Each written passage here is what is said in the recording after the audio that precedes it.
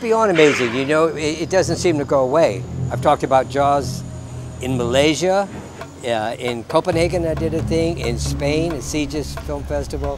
The thing about Jaws is it's constant. It is a great piece of entertainment, and it is a well-crafted piece of entertainment. It works. It continues to work. I thought of it as really a good dramatic film. I thought, and as Steven directed, a very personal story, especially the three guys when it goes to sea. You're going to need a bigger boat. The land part of it was a community being threatened by a very realistic thing. The tension and the existential dilemma of the chief, you know, trying to close the beaches, and the summer economy being, you know, a very real concern to the mayor. Look, we depend on the summer people here for our very lives. You are not going to have a summer unless you deal with this problem. We're not only going to have to close the beach, we're going to have to hire somebody to kill the shark. We were faced with the absence of a shark, so rather than write things for the shark to do, we had to write things for people to do and to demonstrate the power and the terror of the shark. It didn't get tested is what it didn't get. And so when it was being tested, well, let's shoot it and see if it works. And when it didn't, then, oh, it doesn't work, you know. So if you have the fin, if you have the wake in the water, if you have, you know, a dead body, you're seeing what the creature can do without seeing the creature. So the tension remains. It was man versus nature to make the film.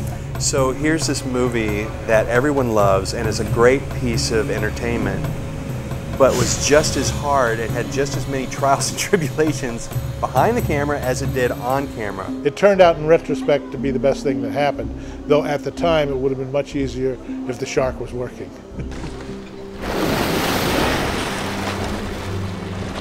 Poor Steven and the three actors had to stay out there on the boat for the next 2 months, getting 10 seconds of film a day. But knowing the conditions, you know, they're all crowded together on a small boat with, you know, not a lot of bathrooms, and, you know, lunch coming out cold, being driven out from shore in a motorboat, and it was not an easy shoot. But we just shrugged along. We just kept going, shot by shot. And then when we came back home, we shot pieces, little pieces. Shot one in my backyard, one in the editor's pool. You know, just, I mean, it became a very small movie then. The Shark Is Still Working is an exhaustive look at the impact and legacy of Jaws. And we started hearing these amazing stories that no one had heard. And we said, you know, this is really neat. We should document this for people.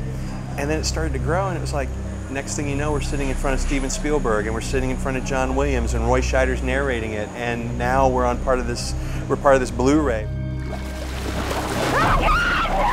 The restoration of Jaws process was really around selecting the source material, which in this case was going to be the original negative, which we've never used before for a transfer. Spielberg was involved in that process, and he approves the final, which include also the 7.1 remix. A sequence that's supposed to be 1 day long, and you shoot it for 2 months, you're going to have a lot of different color changes. So you could only do so much color correction. Now they could enhance that, but frame by frame, removing, you know, scratches and color distortions. Now you get to see it better than ever before. It is the most beautiful restoration ever. You don't know when you get a job in this business whether it's going to be, you know, a hit, a flop, memorable. That's after the fact. You learn later from the audience whether you've succeeded or not.